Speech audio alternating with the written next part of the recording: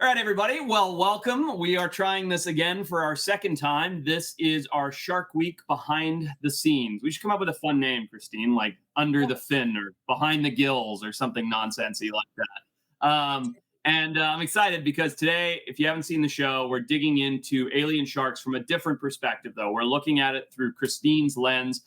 Christine De Silva, in case you don't know, I'm going to let her speak eventually, I swear to God, is hands down the best host on Shark Week. I don't care what anybody says. Way better than me, way better than anybody else out there. She gets it. She actually knows what she's talking about. She's not just flying by the seat of her pants like I am.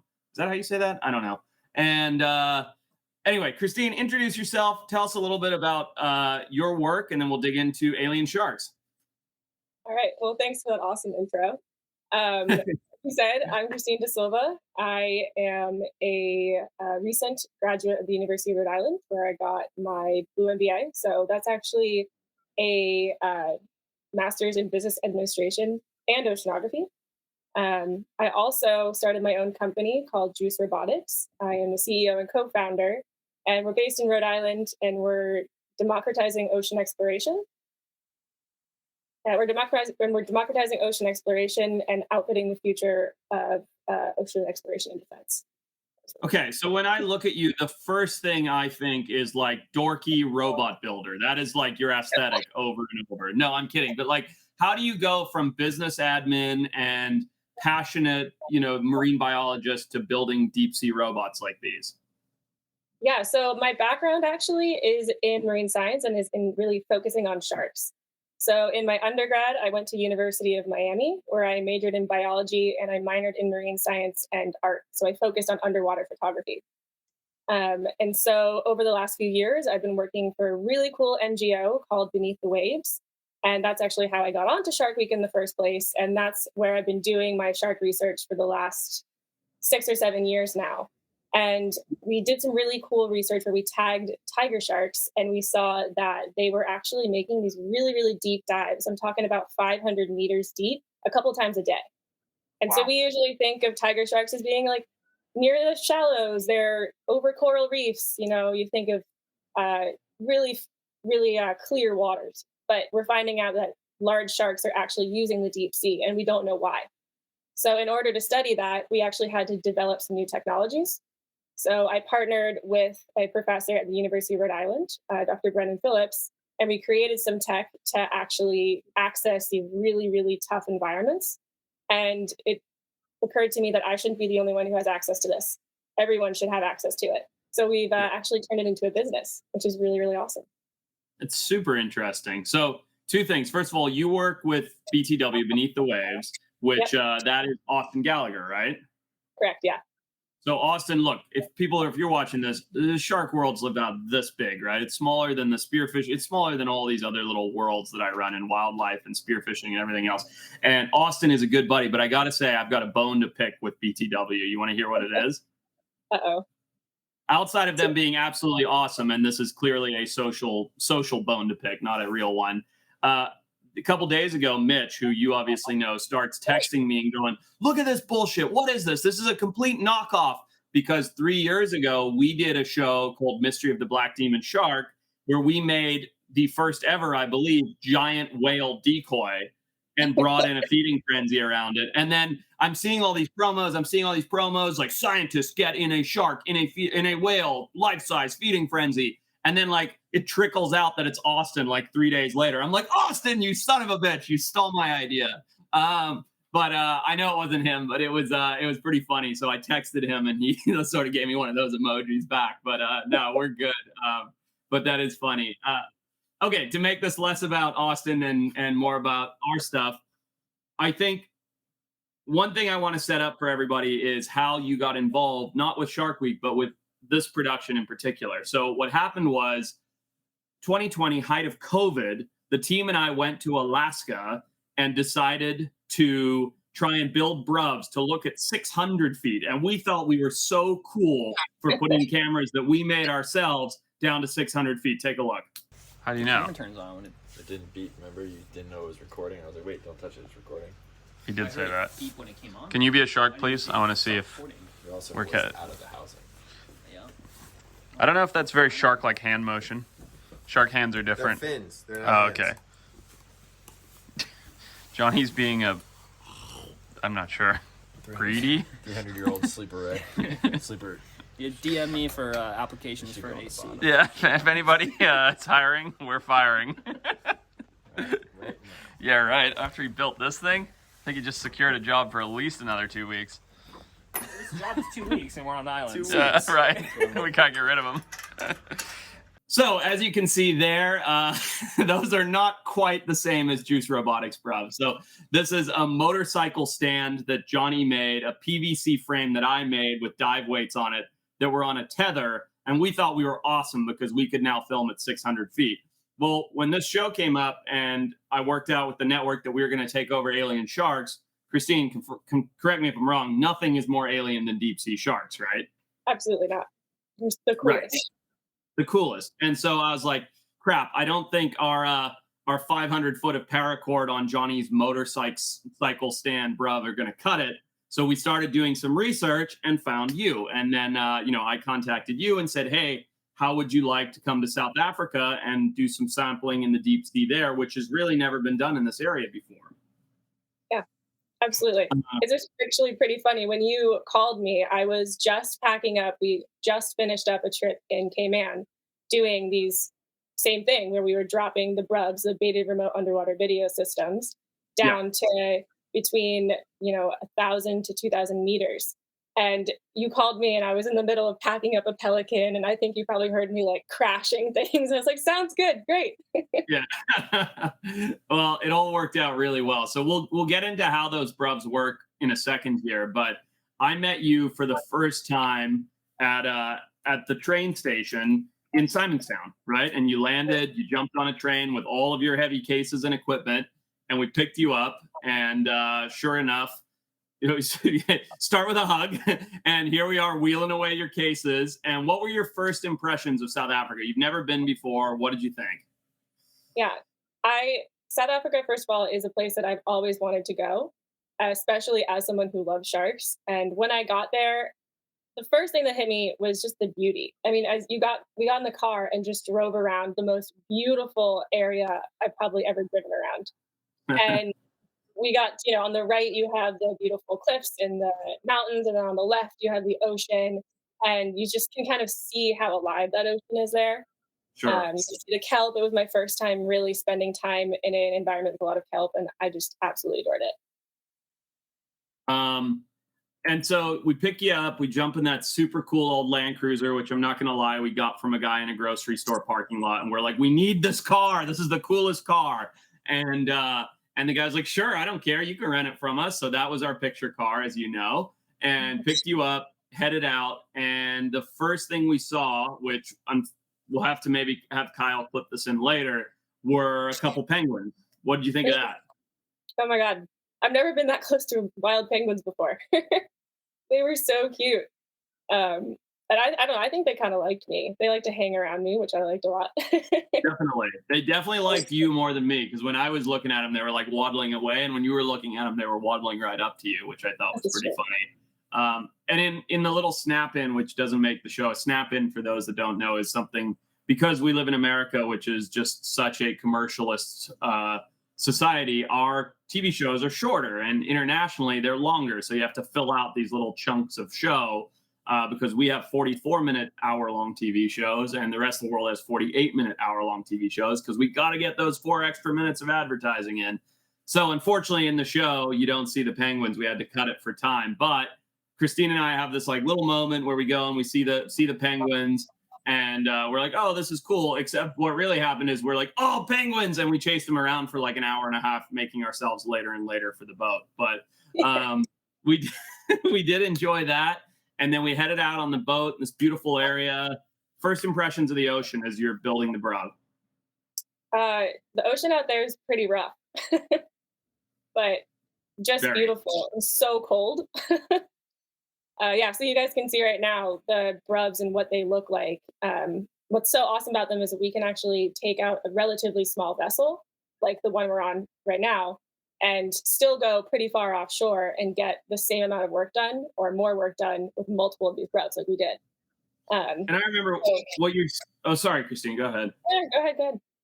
I was going to say, I remember here as we're watching the bruv go down, you're showing me the numbers refreshing on your monitor, which is basically Yeah. showing you the pressure that, of what's going on. And I am having just major anxiety knowing you've told me what they cost. We had to pay for the insurance and everything, which is of course not a big deal, but like, I'm like, Jesus, this is like, it's like putting like, a nice car underwater to like catch videos of sharks in value. And I'm like having this major anxiety just watching these numbers just like trickle down. It's like 2,000, 3,000, 4,000, 5,000, 6,000. You're like, oh my God. And you're just cool as a cucumber just watching this thing head to the bottom of the ocean. And I'm like, oh God, we're never going to see it again. So you've obviously done it a few times. We'll pull the animation up here in a second, but like walk us through the process.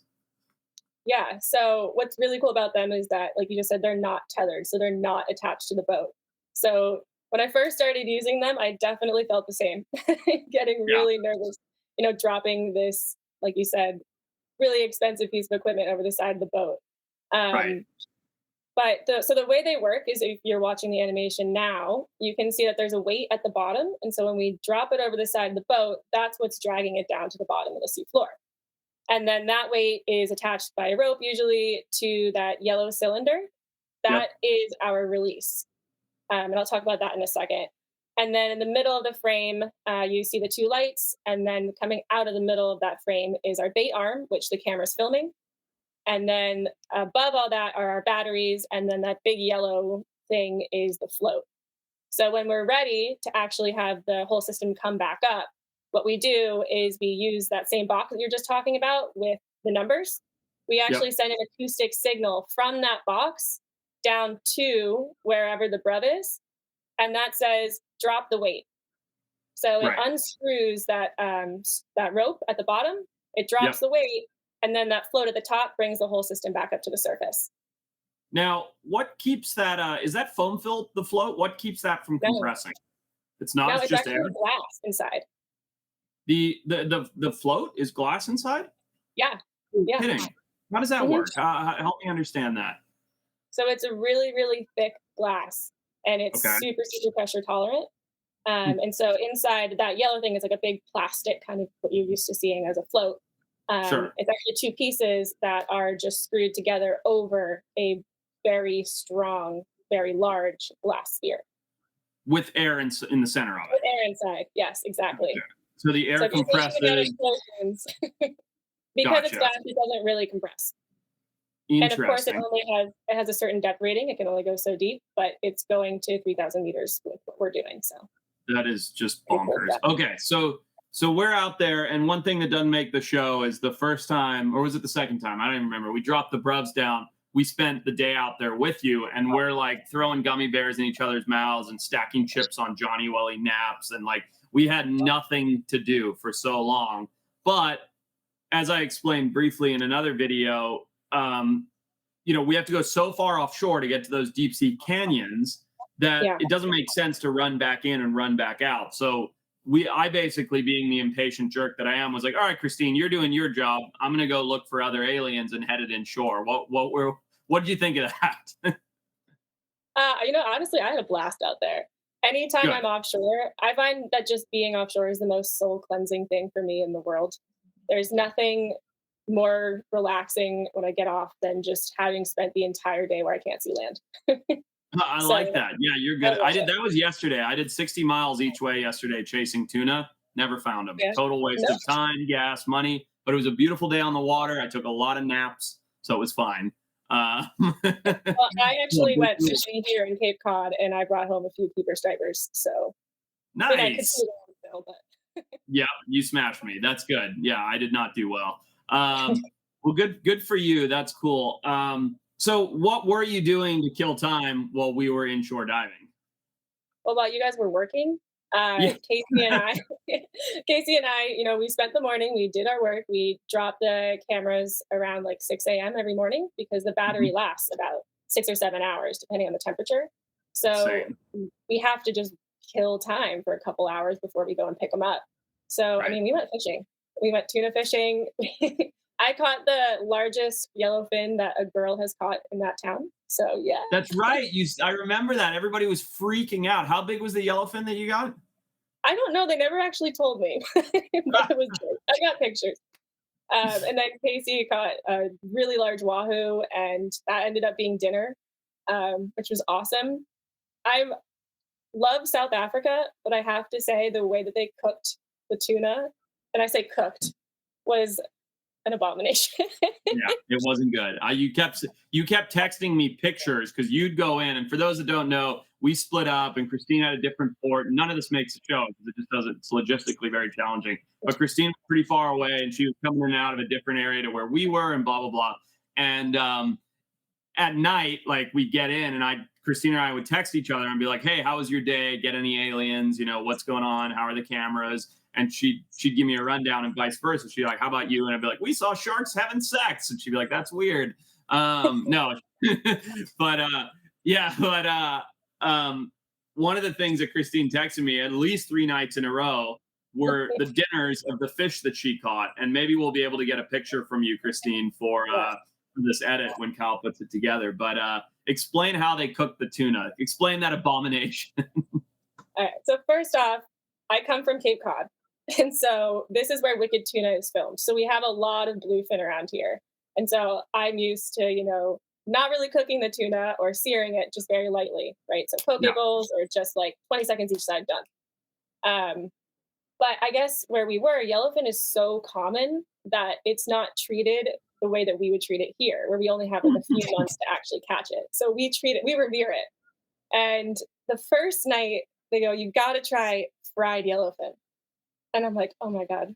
All right, well, I'm here. I just met these guys. I'll give it a go." Right. You got to be polite, right? It's like the local, you're like, "Yeah, I'll be polite. I'll have your deep fried tuna," which sounds awful. And it just tasted like fried fish, and it was fine, but it was a little soul crushing. So the next night we say, "Here's yellowfin again. Can you please just like this time, just literally 10 seconds on each side. And then they're going to cook it longer." And they're like, "You sure you want it raw? That's going to be raw." And we're like, "Absolutely." Casey and I are like, "We definitely want it raw in the middle." Right. Please don't cook. Yeah. Right. So it comes like fully cooked, but like grilled this time. We're like, "Okay, we're getting there." And then the last night, we're like, "All right, stop. Just literally take a honk of the fish, please, and just put it on the table." Right. we're gonna Right. Don't do anything to it. We're going to cut it ourselves. Yeah. And so we're like, "Do you have soy sauce?" And they're like, "No." I was like, "Okay." But they had Worcestershire sauce. So we told them that we were going to sashimi it. So what came out was like a very deep plate, like this thick, and they filled it with Worcestershire sauce and then put the sashimi slices in that with a lot of pepper. So So it gnarly. was almost like a ceviche with Worcestershire sauce. And Ugh. it was a flavor I was not expecting. That being said, I had a fantastic time there. The food generally was really, really great. It's just, Right. a really different culture than what I'm used to. But the fishing was awesome. I mean, I had such a good time. We even saw mola mola, ocean sunfish, when we were out there. We saw a few sharks. We got to actually go along shore, and there, I guess they have it was just beautiful. Just some of the largest mountains, and just spending time out there was gorgeous. Christina, I was thinking about you yesterday. I jumped in on a patty about 40 miles offshore, and there was 15 molas on it, all huge. I mean, huge molas. Like 400 to 600 pounders. And I don't know if I should admit this, but I will. I was swimming, and you know what they're like. They let you get right up to them, and they're all kind of beat up. Every single one's been bitten by a sea lion or chewed on by something. And this one swam right beside me. I reached out and I grabbed one of those parasites on its fin, and I like ripped the parasite off. This big, gross looking thing. I didn't take any pictures. I should have, but it's basically just a mouth with this long, gross tether. What's that parasite? Do you know anything about them? I don't know like the specific one you're talking about, but we did actually last summer off Cape Cod here. We were the very first people to actually do a full workup on mola molas and tag them. Oh, wow. And I learned a lot about their parasites up close and personal. They were disgusting. They're gross. They are very, anything that moves that slow is gross. Super Okay, interesting. so yeah, let's get back on track here. Let's talk about the main thing that you're really excited about. So you drop all these cameras down, and then you come from the town that was really far away. And this is like a little like South African version of a redneck town in the middle of nowhere, to meet up with us near Cape Town. And we meet at this fishing club or whatever it was, boat club, and we're going through the footage. Kyle, let's pause on some of the various critters here. Why don't you go back? I saw a kelp chain. That's all right. We're good for a second. I saw a kelp chain, a shrimp, and then we get into some good stuff. So tell me, like right there even, what are you feeling like when you're first going through this deep sea footage? I know my feeling is just mystery and awe, but that's because I don't understand a lot of it like you do. No, exactly. I feel exactly the same. Mystery and awe. Okay. And that's because we're like we are the very first people to ever see the seafloor here. Yeah. I think it's something like 0.00001 whatever of the seafloor has ever actually been seen by human eyes. Right. So every single time that we go out there, we're seeing something that could potentially be a completely new discovery. But at the very least, we are definitely the first humans to see this area. So my favorite thing in the world is just sitting down and rewatching bro footage, because you never know what you're going to see. And what's so cool too about the deep sea stuff, as opposed to shallow water bros, is it's just a black background. So, Yeah. like if you look Everything at a coral, pops. sorry, Everything pops. Everything that comes into the camera like pops. Yeah. totally, and it just comes out of the black.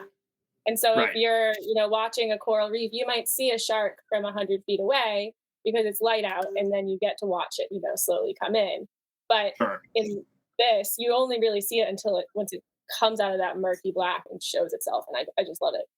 I'm like, you guys heard me. I was like, I would send you videos of like from my phone, right? And I was like, look what I got, and I'm like screaming in the background.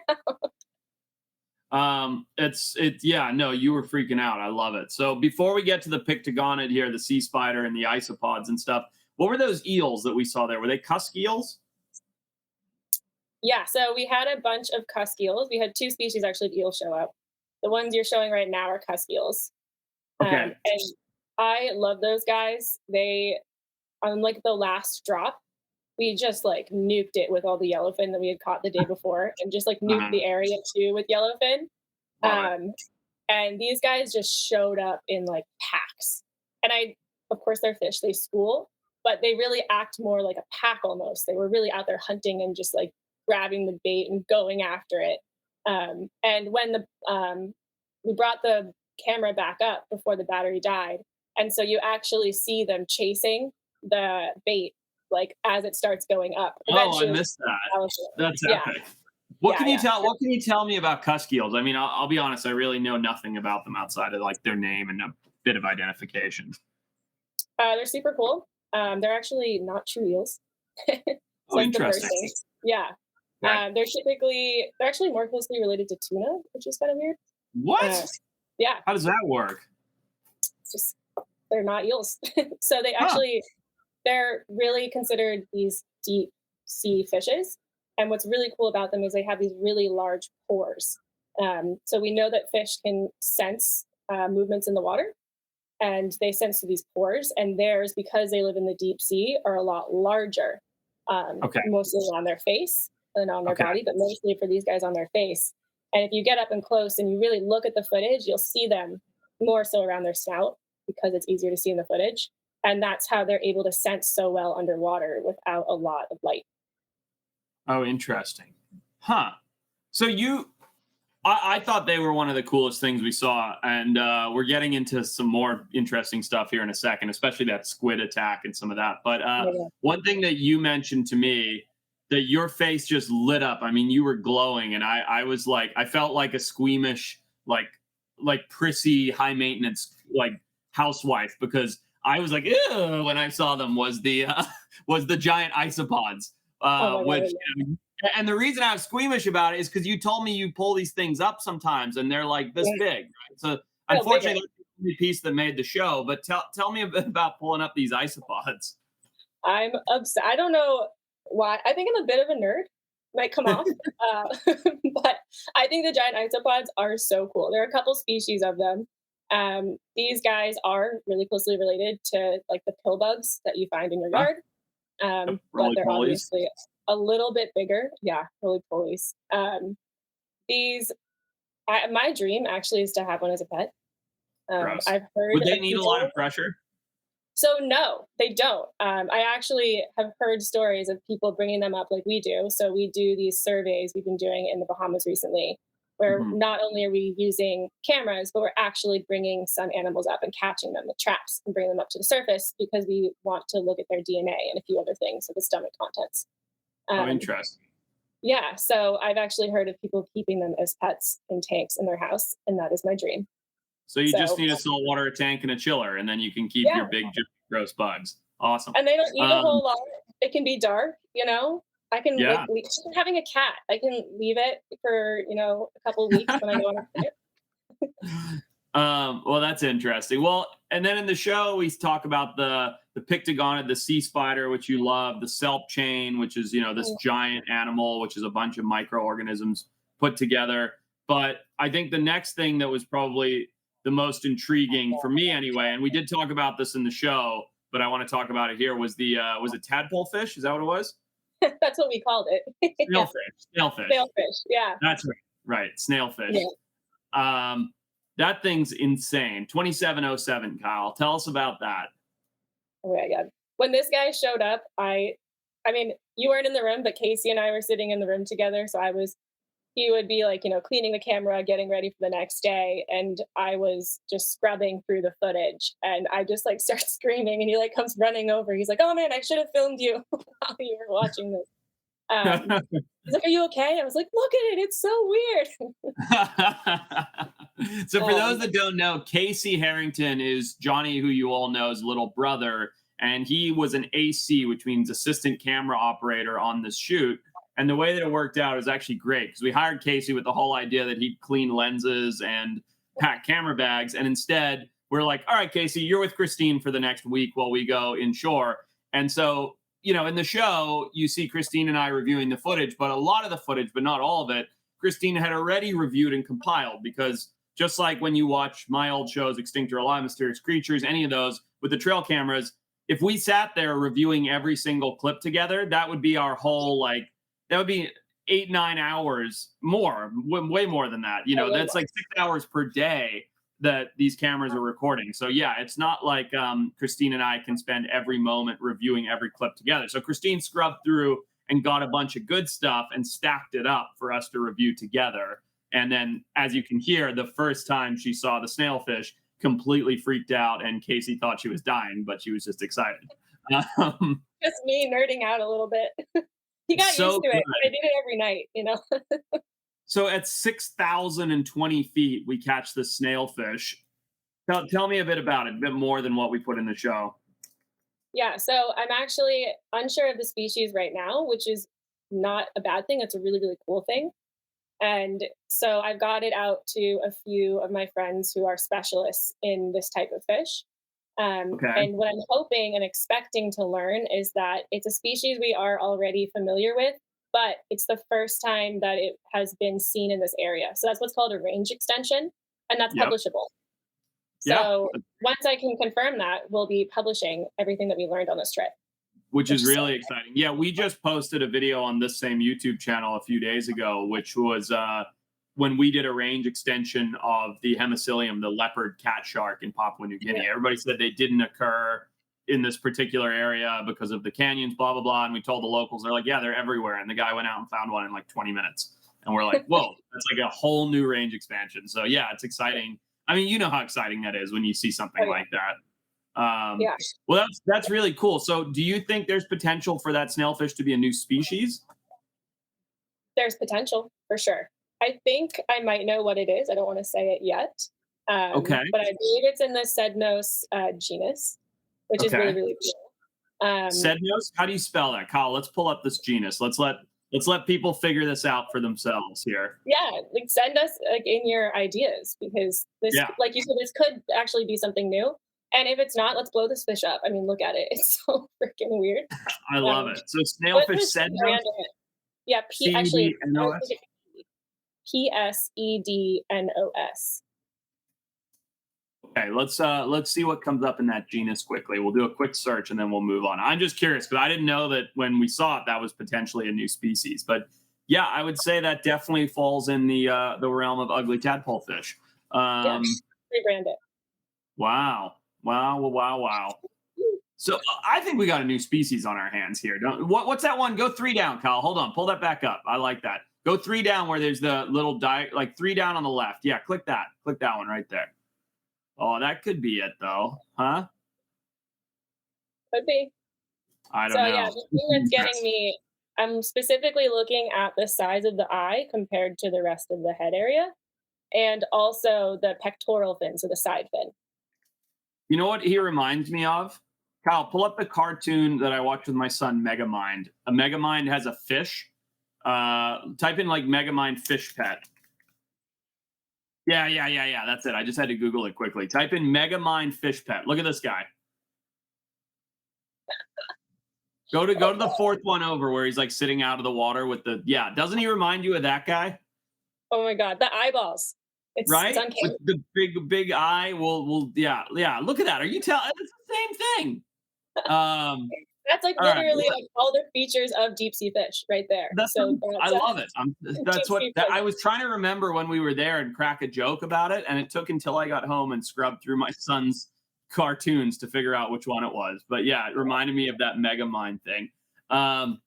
Anyway, sorry, go ahead. You might have heard a few months ago, actually. There's another species of snailfish, the Hadal snailfish.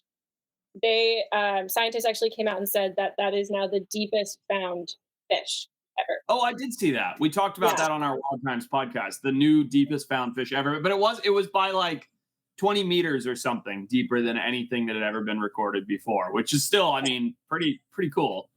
Yeah, super jelly bodies because they're under all that pressure, so they don't really need the weight of having a skeleton. So they of course do have bones. They are bony fish, but if you brought it up to the surface, it would just like turn into jello. But let's be honest, a better term would be goopy fish. They're not really bony fish. They're goopy That's fish. not like the blobfish, I think. Have you seen like a blobfish when it comes to the surface? Oh yeah. We talk about the blobfish. Kyle, pop on for a second here. Yeah, I'm gonna put Kyle on the spot. He hates when I do this. How often do we bring up the blobfish in the Wild Times podcast? Probably once or twice a month. Yeah. Yeah, at least. We even have a T-shirt that says "My Spirit Animal," and it's a picture of that deflated blobfish. Ugly blobfish. Can I have one of those? So, it's great. It's great. All right, thanks, Kyle. All right, so getting into the sharks here, most importantly, we were wondering, are there or aren't there these giant 7 gills down deep? Is that potentially somewhere they're hiding from the orcas? But you caught a shark on that first set, but we didn't know what it was. So, tell us a little bit about what you thought this shark was when you first saw it right here. Oh, yeah. Remember this guy? Yeah, totally. That was actually on our very first drop. And so what I'm saying when I say drop is when we put the camera down and I watched the footage back. The 6-hour deep set that was sitting there. Exactly. And I remember because I saw it, and as someone who's done a gazillion trail cam sets, I know what it's like to get excited by a mystery shadow, which is basically what this is. But you spazzed out, like full on spazzed out. So what? I mean, it was our first shark. Yeah. Of course, my first trip in South Africa. Right. I mean, I think, like you said, seems like such a mystery, and that's also what makes everything so exciting about it. So, it came through the bottom very slowly. So it's something that might be sitting more on the sea floor as opposed to up in the water column. And the bait is about 6 feet off the ground. And so that gives us a clue right away. But you could see that it had a lot of these deep sea shark characteristics. And so it has kind of a very dark body, a flatter, kind of longer dorsal fin, which a lot of these gulper sharks have, which we found out that's what it was. But these gulper sharks are a type of dogfish, and they're known specifically for being deep sea sharks. And they're so cool. And I'm super glad, I mean, I can say it now, but that we eventually were able to get another view of it a few days later and actually identify it. But yeah, I think it's kind of funny. We're talking about me screaming a lot. I'm not like a super loud person unless I'm like watching footage. And I'm like, yeah, let's go. You are not, disclaimer, you are not a screamy loud person. You're quite the opposite. But you, like myself, who is a loud person, but like myself, get very excited by these things that other people go, I don't get it. But so here's what I would say.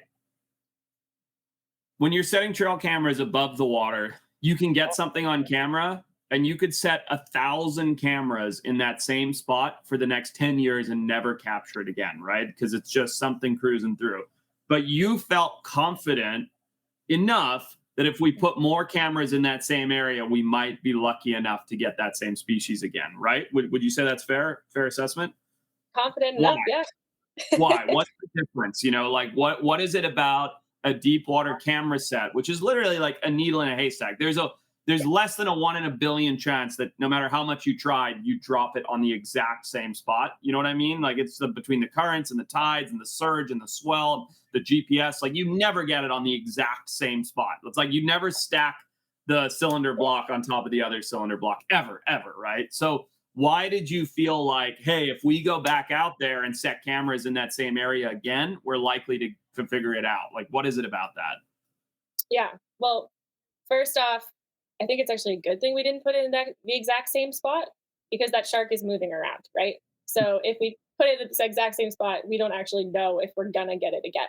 These are mobile animals. Right. But that area, the deep sea, doesn't get as much food down there. And so what we're doing when we drop the cameras is we're actually putting down a pretty large food source for scavengers, like that species of shark that we saw. And I Right. knew that it was most likely a gulper. And these are gulpers in general are not super rare. Certain Mhm. species are. So I knew that there was a high chance that if we saw one gulper-esque, right, type of shark there, we'd probably find more. And we Right. definitely did.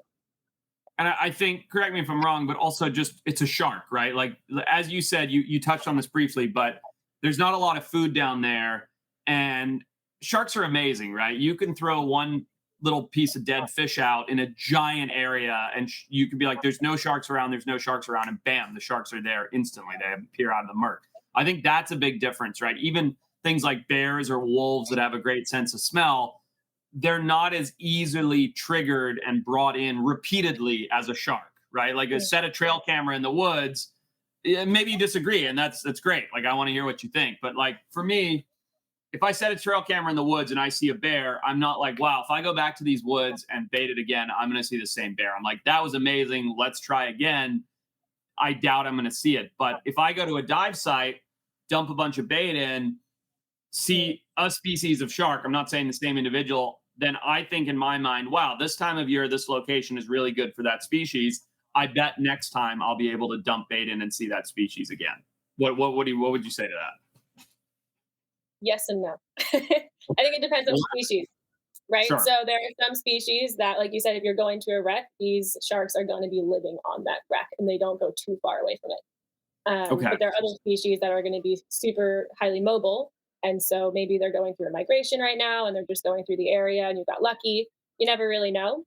Sure. But the other really interesting thing about where we were is that we were in an area with a very strong currents, right in the Agulhas Current. Yes. And so the other thing, people think, okay, if you put bait in the water, then the smell of that bait dissipates evenly in every single direction around that bait. That's not true, right? No. So you have to hope as well. So that shark, if it's down current of the bait, then it's going to smell it really well. But if it's Right. up current, we might not get lucky. So Right. yeah, they do have really, really good sense of smell. But we have to make sure that the particle of that thing that they're smelling actually reaches it to them. That makes sense. Yeah. It's tough when you're fishing or diving, you throw a buoy in or a marker or something on a high current spot and you're like, all right, we have to get up current of this to drift through that mark or drift through that spot. And you'd think it'd be like, oh, look, the water's moving this way. You just move the boat up here, jump in, and then you go right through it. It's never like that. I don't care who's watching this, how great a boater you think you are. It takes like 5 attempts where you're dropping the divers in or you're doing it until you actually figure out, okay, the wind's pushing the boat this fast, the current's going this way at this speed. And like you have to be somewhere in this zone in order to actually hit the mark that you want. And it's basically the same thing with smell, right? To get the sharks to return. Yeah. Yeah. And like I said, the area that we were in is the current was very strong and also the water is stratified. So what that means is you said that I was saying that I could see the numbers. So as the camera was being dropped, so as the camera's dropping, I'm sending an acoustic signal, a ping that says, "Hey, where are you? How far away are you from me?" Right. So that's why the number is going up. And then once I see that that number stays stable for a while, I know, okay, it's on the bottom. Right. But what was super cool, and a little terrifying at times, but what's super cool is that you could actually see it go down and then it would stop responding. And then Yeah. it would get to a certain depth and it would respond again. And so what I Right. realized happened is that it went through a different layer of water. Sure. And there was something about that layer that the acoustic signal couldn't get through.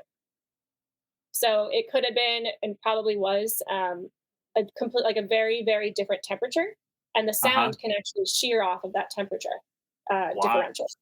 And That's so the sound doesn't make it down to the camera, but once it gets below that, it can actually respond again. Or the vice versa, it does make it down to the camera, but its return signal can't get back to me. So interesting. really Huh. interesting. Yeah. And would there be different salinity densities too? Could that affect it? Yeah. How does that work? I don't really understand that either. Yeah, it definitely could. I think in the area that we where we were, it was temperature. Okay. Um, yeah, given where we were. But it basically what happens, and I'm not a physicist, but basically what I understand is there's such a differential in temperature or salinity that actually becomes a barrier for the sound, and the sound ends up bouncing off of that, going back up, and so Wild. it actually kind of like goes up to the surface and bounces around. And these are Or- all things that you sort of have to try and compensate for and figure out at Juice, right? Like, is like, Yeah, oh, what happens if? Yeah, that's nuts. I yeah, like to think I know what I'm doing. I'm like such a rookie. This is like so beyond anything I could ever comprehend. It's pretty epic. yeah. I'm working with a friend right now, mostly just to help him out and do some fun stuff. He's trying to figure out a communication between vehicles underwater.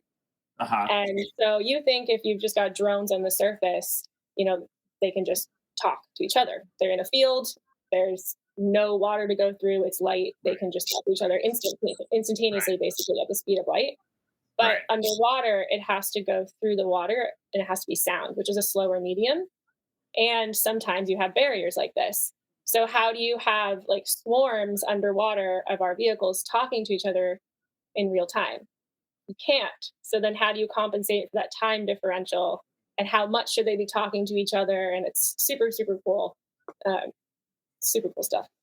I think a lot of people don't know this, so I'm just going to state the obvious to you and I here. But you cannot do, for the most part, non-wired communication underwater. Like people don't know that they're like, oh, shark tags, they just talk to satellites through the ocean. That's not how it works, right? It Mhm. doesn't talk to the satellite until the tag breaks the surface, either from detaching from the shark or the shark coming up and surfacing. Like we have not figured out how to do communication through the water yet at all, which is, I mean, like we could send rovers to Mars, and yet we don't know how to like Bluetooth something that's 6 feet away from us underwater. I mean, that's a wild thing to think about. Yeah. Yeah. And that's what I was saying earlier, where, and you were saying a lot of, when you were making your own brubs, they had a buoy or they were tethered maybe to the boat or something, they were tied to the boat. And you see that a lot. So if you think of other ROVs, like the famous one at Woods Hole, Alvin, that is has a support vessel that follows it, and it's tethered through cables to the boat. So it gets not only communication to the boat, but it also gets power from the boat as well. And what's so cool about these cameras that we were using is that they're not attached. So they did have a battery life that would die eventually. And we couldn't get live footage. Now they can be tethered if we wanted to. But at the depths we were working at, that'd be a really long tether, and very It's expensive. like, I mean, it'd be a nightmare. And with the currents, like we mentioned, it would be an absolute nightmare. I mean, your buoys would be going flat, and I mean, it would be a nightmare. Um, anyway, so we do get back out there, and speaking of locations and hanging out, we head up, and then here we are back in our hotel, which because we were too lazy to go to a nice spot to do this, which is a beautiful spot, by the way. We stayed in this guest house. Well, and we put you put the cameras back down to this area. You had a couple different styles. We've got another cusk eel here, right?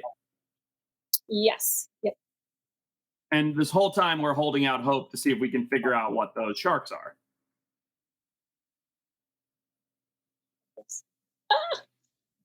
Oh, so this is a big moment. Yeah, you just did it. So for those that didn't, maybe I was talking over her like I always do, but Christine did her signature because she got excited seeing footage of herself reviewing footage, which is the squid attacking a shark or attacking a cusk eel. Explain it, Christine.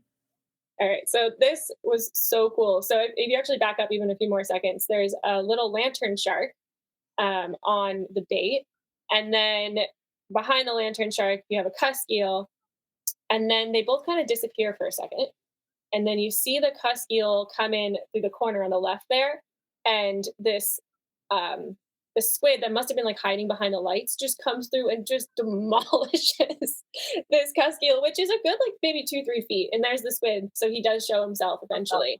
The first time I saw that though, again, like Casey was like, "Are you okay? What happened?" Dude, we got like a predation. And it's so cool because you can see, so they have the arms and the tentacles. So you can see the arms shoot out, you do it in slow-mo, grab the eel, pull it in, and then the tentacles come out and just like finish it off and just like bring it in. And oh my God, And I was losing it. you were loving it. And when you showed me this, I had no idea the scale of it. I assumed it was like a shark this big and a squid maybe this big. I didn't realize it was like a 3-foot long squid that ate that shark, and that it was a decent sized shark too. It's pretty fantastic. But Yeah, anyway, so we got all that. You love that. And then I think we'll see here in the footage in a second. But after that, you figured out what our mystery sharks were on a different one of the cameras.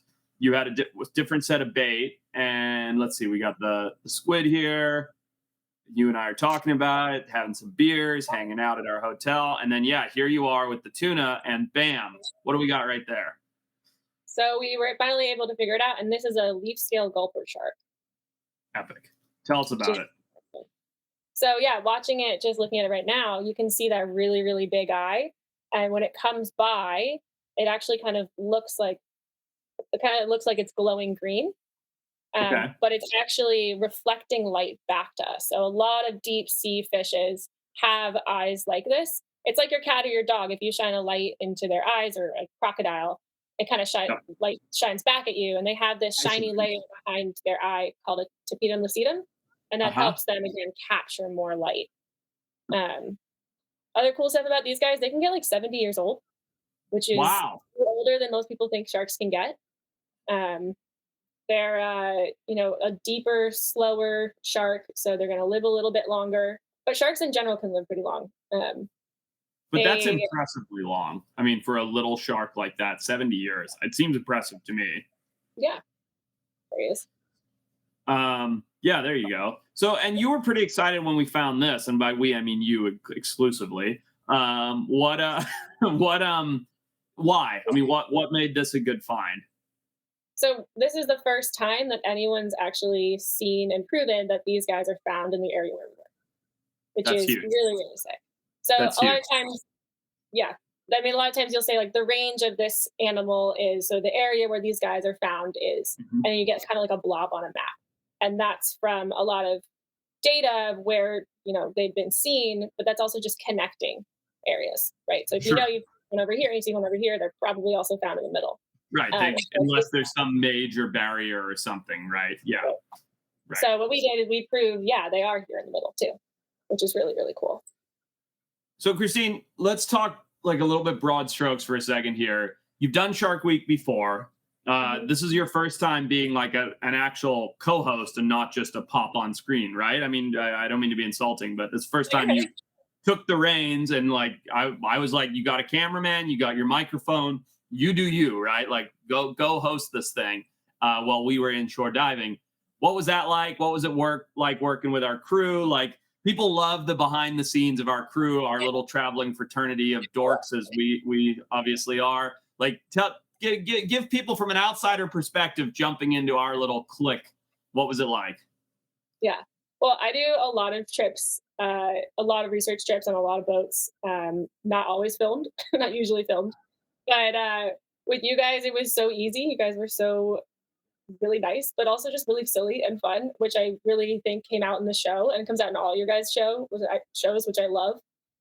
Thank you. And it was kind of weird though. I'm used to being, the the one in charge and the one who's like lugging the gear. And you guys were like, Christine, your talent, you got this. And I'm like, oh, no, no, no.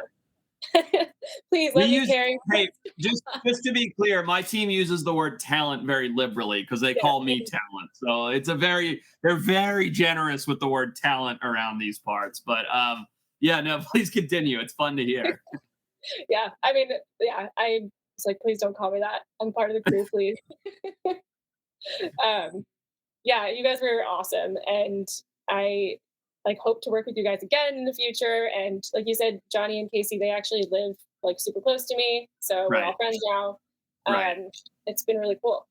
But No, yeah, we'll see what happens. You never know. You know, like that's I never had a wink on cue. I always have to do it forced like that. But yeah, no, we'll obviously be trying to do more of this. You know, so much of it depends on how the ratings are tomorrow night and how the show goes and everything else. But if it was up to me, you'd be doing all this alien shark stuff because your passion for it. I mean, I obviously love these weird little sharks too, but I think for me the passion is mostly grounded in the unusual and the underrepresented in the media. And for yeah, you, the passion is truly the deep sea, and the deep sea is home to more alien quote unquote species than anywhere else on our planet. So it's very great to work with you. It's very exciting. I'm glad you enjoyed it. I'm sorry if I was grumpy or snappy or any of those things. When you have a Mitchell Long that you have to deal with 24/7, it's very easy to get grumpy. But he's gonna kill me when he hears that. But anyway, yeah. Well, look, it was awesome working with you. Obviously, we're all friends now. You're friends with the whole crew. We have a big text group where we all chat and blah blah blah. And I'm excited to see the work that you publish, and I'm excited for the world to have watched our show when it does come out, which will be tomorrow night. This won't air for a couple days, so I should actually say now that you've watched the show or something. But anyway, it's great. I'm glad that you enjoyed it. I'm excited, and I can't wait for us to do the next one. yeah, me too. I mean, what is cooler than some weird sharks? Like, there's nothing more awesome. At least I think. I got an idea. Let's put the people that watch this that make it this far in the video to work. All right, guys, if you've watched this, here's what you're going to do. You're going to write in the comments for Christine and I where you would love to see the next alien sharks. And don't go willy-nilly here and just be like, oh, Bahamas or something, right? Because you like the Bahamas. You got to take a little time, do a little research, look up shark biodiversity hotspots, places that you're like, wow, this is understudied. We don't know what goes on deep down here. That's the kind of place where Christine and I need to go to find these new species and unusual things. So put it in the comments. I certainly have some ideas. I know Christine does as well. But we'd love to see if anybody pops up with a new idea. And who knows, maybe Shark Week 2024 will be at your location. That'd be cool. All right. Thank you so much, Christine. Yeah, thank you.